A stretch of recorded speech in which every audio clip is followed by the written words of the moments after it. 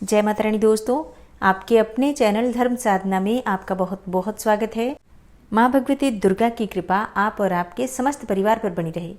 आज की वीडियो में मैं आपसे शेयर करने वाली हूँ कि वट सावित्री व्रत की पूजा हमें किस प्रकार से करनी चाहिए। इसके साथ ही वट सावित्री व्रत जो हम करते हैं उसमें पूजा के लिए कौन कौन सी सामग्री की आवश्यकता होती है, और वट सावित्री व्रत से जुड़े हुए जो भी आपके प्रश्न होते हैं उन सभी प्रश्नों के उत्तर इस वीडियो के बीच में आपको मिल जाएंगे।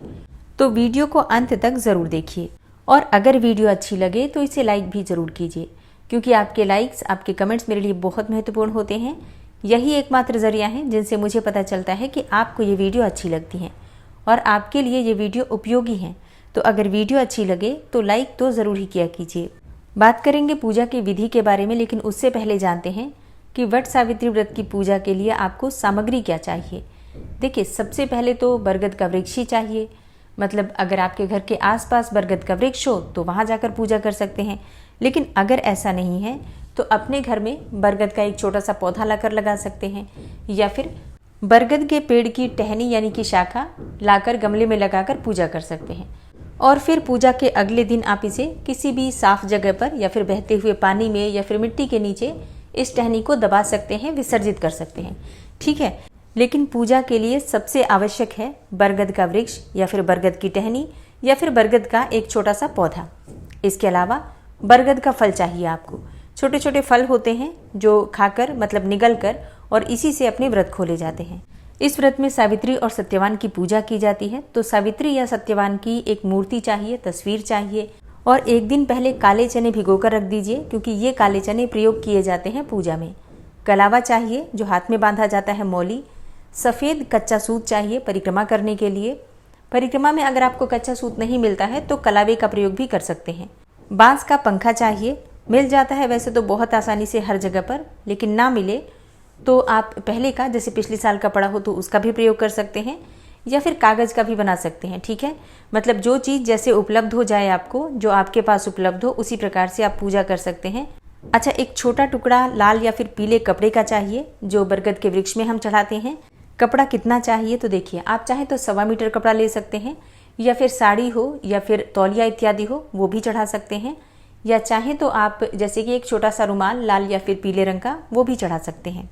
इसके अलावा लाल या फिर पीले फूल चाहिए, मिठाई चाहिए आपको, बताशा चाहिए, फल ले सकते हैं जो भी सीजनल फ्रूट्स उपलब्ध हों आपके पास, धूप, दीप, अगरबत्ती, मिट्टी का दीपक ले लीजिए, सिंदूर चाहिए, अक्षत चाहिए, रोली चाहिए। इसके अलावा पान का पत्ता, सुपारी, नारियल चाहिए, श्रृंगार सामग्री चाहिए, जल का एक कलश चाहिए, और पूजा की थाली में ये सभी सामग्री आपको एकत्र करके रख लेना है।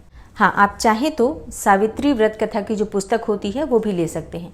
अगर ये पुस्तक नहीं मिल पाती है तो कथा आप चाहें तो मोबाइल से भी सुन सकते हैं। वट सावित्री व्रत की कथा की वीडियो आपको हमारे चैनल पर भी मिल जाएगी, आप चाहें तो इसी चैनल से कथा भी सुन सकते हैं। तो अब ये तो कुछ चीज़ें ऐसी हैं जो कि मुख्य सामग्री है, पूजा की सामग्री आपको चाहिए, और इसके साथ ही आपको चाहिए एक जल से भरा हुआ कलश। ठीक है, जो हम पीपल में अर्पित करते हैं। अब जल कलश में आपको क्या क्या डालना है? जल कलश में आपको डालना है, एक पात्र ले लीजिए, आप तांबे का ले सकते हैं, पीतल का ले सकते हैं, ना हो तो स्टील का भी ले सकते हैं। कोई सा भी एक पात्र लेकर उसमें थोड़ा सा कच्चा दूध डाल दीजिए, थोड़ा शहद या फिर शक्कर डाल दीजिए, और जल से, गंगा जल से इस पात्र को भर दीजिए। इस जल से हम बरगद की जड़ को सींचते हैं। अच्छा, एक होता है कलश की स्थापना करना। ठीक है, उसके लिए कलश आपको अलग से चाहिए। अब जैसे कई लोगों के प्रश्न आते हैं कि क्या कलश की स्थापना करना ज़रूरी है। देखिए, अगर आप घर पर पूजा कर रहे हैं तो बिल्कुल आप कलश की स्थापना कर सकते हैं, लेकिन अगर आप बरगद के वृक्ष के पास जाकर पूजा कर रहे हैं तब तो आपको कलश की स्थापना करने की बिल्कुल भी आवश्यकता नहीं है, क्योंकि वहाँ पर हम साक्षात वट वृक्ष की पूजा कर रहे होते हैं, तो किसी प्रकार की अलग से विधान करने की आवश्यकता नहीं होती है, क्योंकि वट वृक्ष में ही सभी देवी देवता विराजमान होते हैं। सावित्री, सत्यवान या फिर ब्रह्मा, विष्णु, महेश, इसके अलावा और भी जितने भी देवी देवता हैं वो सभी वट वृक्ष में ही निवास करते हैं। ऐसे में किसी प्रकार के आवाहन की या फिर विसर्जन की आवश्यकता नहीं होती है वट वृक्ष के पास, लेकिन घर में पूजा करते हैं तो आवाहन भी करना पड़ता है और विसर्जन भी करना पड़ता है। ठीक है, तो बस इसी बात का अंतर होता है घर में पूजा करने का और बाहर वट वृक्ष के पास जाकर पूजा करने का। अब बात करें पूजा विधि के बारे में, तो देखिए, वट सावित्री व्रत के दिन आपको सुबह जल्दी उठना होता है। प्रयास कीजिए थोड़ा ज़्यादा जल्दी उठ जाइए ताकि आप सही समय पर नहा धोकर तैयार हो पाएं। क्योंकि वट सावित्री व्रत में 16 श्रृंगार किया जाता है।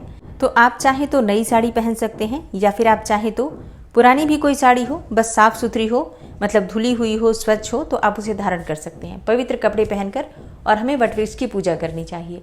इसके अलावा पूजा की जितनी भी सामग्री है एक दिन पहले से ही आप तैयार करके एक जगह पर एकत्र करके रखिए, ताकि जब हम अगले दिन पूजा के लिए जाते हैं, मतलब वट सावित्री व्रत की पूजा के लिए जब आप जाएंगे, तो आपको बहुत ज़्यादा परेशानी नहीं होगी। सामान आपका एकत्र होगा, तो आप बस तैयार होंगे और उसके बाद जाकर पूजा कर लेंगे। तो बरगद के वृक्ष के पास जाकर आपको सबसे पहले बरगद के वृक्ष को प्रणाम करना होता है, क्योंकि इसमें सभी देवी देवताओं का वास होता है। तो सबसे पहले प्रणाम कीजिए। फिर जो भी सामग्री आप लेकर गए हैं, हर सामग्री को वट वृक्ष के पास ही, मतलब जड़ के पास ही रखना होता है। और फिर वट वृक्ष में आपको हल्दी और चावल का ऐपन जो होता है उससे छापे लगाने होते हैं। अपनी उंगलियों से, 5 उंगलियों से छापे लगा दीजिए। आप चाहे तो तिलक भी कर सकते हैं, ज़रूरी नहीं है कि उंगलियां डुबोएं, आप तिलक भी कर सकते हैं। अच्छा, जैसे हल्दी और चावल का ऐपन आप नहीं बना पाते हैं तो सिर्फ हल्दी का घोल बना लीजिए, क्योंकि शुभता होती है हल्दी में, उससे हम छापे लगाते हैं वट वृक्ष में। और इसके बाद वहीं पर, मतलब जहाँ पर आप छापा लगाते हैं वहीं पर रोली से तिलक करते हैं। और फिर सावित्री और सत्यवान की मूर्ति या फिर प्रतिमा जो भी आप लेकर गए हैं वहीं पर स्थापित कर दीजिए। अब आपकी पूजा प्रारंभ हो जाती है। सबसे पहले आपको जल अर्पित करना है बरगद के वृक्ष में। इसके बाद सिंदूर से, रोली से, हल्दी से तिलक कीजिए। फिर वस्त्र अर्पित कर दीजिए, जो भी आप वस्त्र लेकर गए हैं। और जैसे आप वट वृक्ष की पूजा कर रहे हैं, बिल्कुल उसी प्रकार से सावित्री और सत्यवान की भी पूजा आपको करनी है। धूप, दीप, पुष्प इत्यादि अर्पित करना है। इसके साथ ही तिलक करना है, वस्त्र अर्पित करना है। और फिर सावित्री को 16 श्रृंगार की सभी वस्तुएं अर्पित कर दीजिए। आपके पास जो भी सुहाग की सामग्री हो वही अर्पित कर सकते हैं, ज़रूरी नहीं है कि 16 हो, लेकिन कम से कम सिंदूर, चूड़ियाँ, मेहंदी इत्यादि कुछ चीज़ें आपको सावित्री को ज़रूर अर्पित करना है। आप चाहें तो साड़ी या फिर सूट भी अर्पित कर सकते हैं। इसी प्रकार से आप चाहें तो सत्यवान के निमित्त भी वस्त्र इत्यादि अर्पित कर सकते हैं। इसके बाद फल, मिठाई या गुलगुले जो भी आपके पास उपलब्ध हो, वट वृक्ष में भोग स्वरूप अर्पित कर दीजिए। वट वृक्ष की जड़ में बांस के पंखे से हवा की जाती है। अगर आपके पास उपलब्ध हो बांस का पंखा तो उससे हवा कर दीजिए। वैसे 2 पंखा प्रयोग किया जाता है, बांस के 2 पंखे प्रयोग किए जाते हैं। एक तो हम हवा करते हैं, वो हम किसी को दान कर देते हैं, ब्राह्मण को, और एक पंखा हम घर लेकर आते हैं, जिससे कि अपने पति को हवा करते हैं। तो अगर आपके पास 2 पंखे उपलब्ध हो तब तो अत्यंत ही श्रेष्ठ है। मान लीजिए आपके पास एक ही है, तो ऐसे में आपको पंखे का दान नहीं करना है। उस पंखे को आप वट वृक्ष में हवा करने के बाद अपने घर लेकर आइए और पति देव को उसी से हवा कर दीजिए। फिर अपने पास ही संभाल कर आप उसे रख सकते हैं।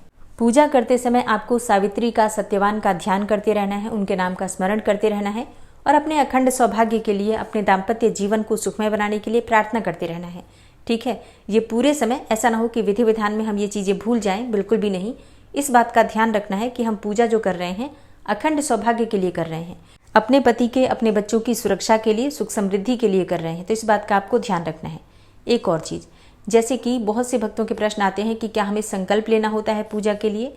देखिए, ये एक मानसिक संकल्प होता है। मन ही मन जब हम सोकर उठते हैं सुबह, उसी समय प्रार्थना करते हैं कि हे माँ सावित्री, हे सत्यवान, हे यम देवता, हे ब्रह्मा विष्णु महेश, अपने अखंड सौभाग्य के लिए, अपने पति की लंबी आयु के लिए, अपनी संतान की लंबी आयु के लिए, अपने घर की सुरक्षा के लिए, वंश वृद्धि के लिए आज मैं वट सावित्री व्रत धारण कर रही हूँ, या फिर वट सावित्री व्रत में वट वृक्ष की पूजा कर रही हूँ। तो आप कृपा कीजिए कि मैं ये पूजा, ये व्रत संपूर्ण कर पाऊँ निर्विघ्न रूप से, और इस पूजा का संपूर्ण शुभ फल मुझे प्रदान कीजिए। इस प्रकार से प्रार्थना जो हम करते हैं वो प्रातःकाल जब हम सोकर उठते हैं उसी समय मानसिक संकल्प हो जाता है। फिर जब वट वृक्ष के पास आप जाते हैं तब भी आप इसी प्रकार से मानसिक संकल्प ले सकते हैं, या फिर चाहें तो अपने हाथ में जल और पुष्प लेकर भी संकल्प ले सकते हैं। मतलब अगर आप जल पुष्प लेकर संकल्प नहीं भी लेते हैं तो भी परेशान होने की आवश्यकता नहीं है, क्योंकि मन से तो हम पूरी तरह से समर्पित भाव से जा ही रहे हैं और संकल्पित होकर ही जा रहे हैं कि आज हम पूजा करेंगे अपने अखंड सौभाग्य के लिए। तो आप चाहें तो जल और पुष्प के द्वारा भी संकल्प ले सकते हैं, बिना जल और पुष्प के सिर्फ मानसिक संकल्प भी ले सकते हैं। ठीक है, तो अब विधि विधान से आपने सावित्री, सत्यवान की पूजा की, यम देवता का स्मरण करके उनकी पूजा की, वट वृक्ष की पूजा की। इसके बाद से आपको करना होता है परिक्रमा। तो परिक्रमा करने के लिए आप चाहे तो सुहाग की सामग्रियां ले सकते हैं, कुछ टॉफी ले सकते हैं, ड्राई फ्रूट्स ले सकते हैं, मूंगफली के दाने ले सकते हैं, काले चने से भी परिक्रमा कर सकते हैं। जो आप भिगोकर काले चने लेकर गए हैं उसके दाने से भी परिक्रमा कर सकते हैं। अब परिक्रमा कितनी बार करें? देखिए, परिक्रमा अपनी इच्छा के अनुसार आप कर सकते हैं। मतलब चाहे तो 7 बार भी कर सकते हैं, 11 बार भी कर सकते हैं, 21 बार भी कर सकते हैं, 108 बार भी कर सकते हैं। मतलब जितनी आपकी इच्छा हो उसके अनुसार आप परिक्रमा कर सकते हैं। परिक्रमा हमेशा क्लॉकवाइज की जाती है, जैसे कि घड़ी की सुइयां चलती हैं उसी प्रकार से उसी दिशा में हम परिक्रमा करते हैं। तो इस बात का ध्यान रखिएगा, उल्टी परिक्रमा मत कीजिएगा। पूजा परिक्रमा जब पूरी हो जाती है तो अपने हाथ में भीगे हुए चने लेकर और कथा सुनी जाती है। इसके बाद आपकी पूजा संपूर्ण हो जाती है। इसके बाद सावित्री, सत्यवान और वट वृक्ष को प्रणाम करके अपने अखंड सौभाग्य के लिए प्रार्थना कीजिए। अपने परिवार की सुख समृद्धि के लिए प्रार्थना कीजिए। आसपास में जो भी बड़े बुजुर्ग हों उनके चरण स्पर्श आप कर सकते हैं। महिलाएं एक दूसरे को सिंदूर लगाती हैं, आप सिंदूर जरूर लगाइए एक दूसरे को। कोई भी अगर नहीं है, अकेले ही आप पूजा कर रहे हैं तो स्वयं ही लगा सकते हैं। पहले सावित्री को लगा दीजिए, उसके बाद से उसी उंगली से अपनी मांग भर लीजिए। और अगर आपके पास सिंदूरा है, जैसे कि शादी वाला जो सिंदूर होता है, अगर वो आपके पास है तो आप उसे लेकर बरगद के वृक्ष के पास जाकर पूजा कर सकते हैं। उसी में से सिंदूर आप सावित्री को लगा दीजिए, फिर स्वयं लगा लीजिए। अच्छा, अब एक चीज का ध्यान दीजिए, सिंदूरा जो आप लेकर जाते हैं उसमें से सिंदूर किसी भी दूसरे को नहीं लगाया जाता है। मतलब सावित्री को लगा सकते हैं, लेकिन शादी के सिंदूरे में से किसी भी दूसरी महिला को सिंदूर नहीं लगाना चाहिए। अगर आप दूसरी डिब्बी लेकर गए हैं, मतलब अलग से डिब्बी लेकर गए हैं, तो उसमें से लगा सकते हैं। अब सबसे जरूरी होता है वट सावित्री व्रत में दान देना। जो भी आप सामग्री चढ़ाते हैं, चाहे वो फल हो, मिठाइयाँ हो, सुहाग की सामग्री हो, वस्त्र हो, जो भी चीज़ें आप अर्पित करते हैं बरगद के वृक्ष में, उसमें से कुछ चीज़ें आपको दान करना आवश्यक माना जाता है। किसी ब्राह्मण को दान कर सकते हैं, सुहाग की चीज़ें किसी सुहागिन महिला को भी दान कर सकते हैं, अपने परिवार में भी किसी को दान कर सकते हैं। और जिन चीज़ों से आप परिक्रमा करते हैं, जैसे कि अगर सुहाग की सामग्री से परिक्रमा करते हैं या फिर फल मिठाई, जिस भी चीज़ से आप परिक्रमा करते हैं वो सभी चीज़ें दान की जाती हैं। वो चीज़ें आप स्वयं प्रयोग नहीं करेंगे। मतलब परिक्रमा में प्रयोग की हुई कोई भी चीज़ का प्रयोग आप स्वयं नहीं करेंगे। उन सभी चीज़ों का आपको दान करना होता है। आप चाहें तो फल मिठाई है तो बच्चों में वितरित कर सकते हैं, सुहाग की सामग्री है तो सुहागिन महिला को दे सकते हैं। एक और चीज़, जब आप परिक्रमा करते हैं तो सबसे पहले कम से कम 7 परिक्रमा कच्चे सूत से यानी कि कच्चे धागे से करनी चाहिए, या फिर कलावे से भी कर सकते हैं। इसके बाद आप चाहें तो बाकी की कोई भी सामग्री लेकर उससे परिक्रमा कर सकते हैं। और धागे को बांधना नहीं होता है, बस आप वृक्ष में लपेट कर और छोड़ दीजिए। जितना भी धागा बच जाता है, जैसे कि आपने कुछ परिक्रमा करी उसके बाद भी अगर धागा बचा हुआ है तो तोड़ना नहीं है, वहीं पर आप छोड़ दीजिए उसे। मतलब वट वृक्ष में ही उस धागे को फंसाकर छोड़ दीजिए। धागा बिल्कुल नहीं बांधना है और ना ही धागे को तोड़ना है। और पूजा करने के बाद जब आप घर आते हैं तो अपने पति के चरण स्पर्श करते हैं। इसके अलावा सास ससुर हैं घर में तो उनके चरण स्पर्श कीजिए। जो भी घर में बड़े बुजुर्ग हैं सबके चरण स्पर्श करके उनका आशीर्वाद लीजिए। और इसके बाद पति को हवा कीजिए उसी पंखे से, जो बांस का पंखा है। और जो भोग वहाँ लगाया है आपने वट वृक्ष के पास, उसे प्रसाद स्वरूप में सबको खाने के लिए वितरण कीजिए। इस प्रकार से आपका व्रत पूरा हो जाता है। अब जैसे कि बहुत से भक्तों के प्रश्न आते हैं कि क्या हम निर्जल ही ये व्रत करते हैं। देखिए, जब तक पूजा नहीं होती है तब तक हम निर्जल ही रहते हैं। अब अगर आपका छोटा बच्चा है, आप बहुत देर तक प्यासे नहीं रह पाते हैं, तो आप पानी पी सकते हैं, कोई दिक्कत नहीं है। या फिर आपका स्वास्थ्य ठीक नहीं है, दवा लेना चाहते हैं, तो स्नान करने से पहले, मतलब सुबह स्नान करने से पहले आप दवाई ले लीजिए, उसके बाद से स्नान करके और फिर आप पूजा कर सकते हैं। ठीक है, मतलब दवा लेना चाहते हैं या फिर पानी पीना चाहते हैं तो स्नान करने से पहले अगर आप पानी पी लें तो बहुत अच्छा रहेगा। स्नान करने के बाद हमारी पूजा का जो नियम होता है वो प्रारंभ होता है। पूजा करने के बाद कई स्थानों पर सात्विक भोजन लिया जाता है, जबकि कई स्थानों पर एक समय यानी कि शाम के समय मीठा भोजन किया जाता है। और पूजा करने के बाद जल फल इत्यादि ले लेते हैं, फिर शाम को भोजन कर लेते हैं। जैसा भी आपके यहाँ होता है बिल्कुल उसी प्रकार से आपको करना है। किसी की देखा देखी इस व्रत में नहीं किया जाता है। जैसे हमारे परिवार की परंपरा होती है, हम उसी नियम का पालन करते हैं। और अब बात करें कि पूजा कब करना है, मतलब सुबह करें या फिर शाम को करें या फिर दोपहर को करें। देखिए, पूजा का एक जो नियम होता है, सुबह जितनी जल्दी हो उतनी जल्दी पूजा कर ली जाती है। वैसे भी गर्मियां हैं, धूप इतनी तेज हो जाती है, वृक्ष के पास हमें जाना होता है तो वहाँ पर और भी तेज धूप हो जाती है और निर्जला व्रत भी होता है। तो ऐसे में सुबह जितनी जल्दी पूजा हो जाए उतना ही श्रेष्ठ माना जाता है। मान लीजिए कई स्थानों पर ऐसा भी है कि दोपहर में पूजा होती है, तो अगर आपके यहाँ इस प्रकार का नियम है तो आप दोपहर में पूजा कर सकते हैं। ठीक है, इसके अलावा कुछ बहुत ही शुभ मुहूर्त आपको प्राप्त हो रहे हैं, इस समय में आप पूजा कर सकते हैं। जैसे कि वट सावित्री व्रत के दिन सुबह 8:52 से 10:25 तक शुभ चौघड़िया का मुहूर्त बन रहा है। इस समय में आप पूजा आराधना कर सकते हैं। इसके अलावा जो दूसरा शुभ मुहूर्त है, सुबह 11:51 से दोपहर में 12:46 तक, ये अभिजीत मुहूर्त है। अभिजीत मुहूर्त भगवान श्री हरि विष्णु को अत्यंत प्रिय है, तो इसमें आप कोई भी कार्य करते हैं तो उसे बहुत ही शुभ माना जाता है। तो आप चाहें तो अभिजीत मुहूर्त में भी पूजा कर सकते हैं। अच्छा, अगर आप दोपहर में पूजा करते हैं, कई स्थानों पर होता है ना कि दोपहर में पूजा होती है, तो ऐसे में 3:45 से, मतलब दोपहर में 3:45 से शाम को 5:28 तक अत्यंत ही श्रेष्ठ और शुभ मुहूर्त है। इस समय में भी आप पूजा कर सकते हैं, ठीक है। और अगर आप सुबह सुबह पूजा कर लेते हैं तो सर्वाधिक श्रेष्ठ है। सुबह 8:23 तक, मतलब सूर्योदय से लेकर और सुबह 8:23 तक बहुत ही शुभ मुहूर्त है, तो आप इस समय में भी पूजा कर सकते हैं, ठीक है। तो दोस्तों, वट सावित्री व्रत से संबंधित ये जानकारी उम्मीद करती हूँ आपके लिए उपयोगी होगी। वैसे तो कई सारे प्रश्नों के उत्तर मैंने आपको इस वीडियो में दिए हैं, लेकिन अगर आपका कोई प्रश्न हो तो आप कमेंट बॉक्स में लिख देंगे, तो आपके प्रश्नों के उत्तर आपको जल्दी ही मिल जाएंगे। वीडियो अच्छी लगी हो तो लाइक ज़रूर कीजिए, अगर संभव हो तो वीडियो को शेयर भी कीजिए।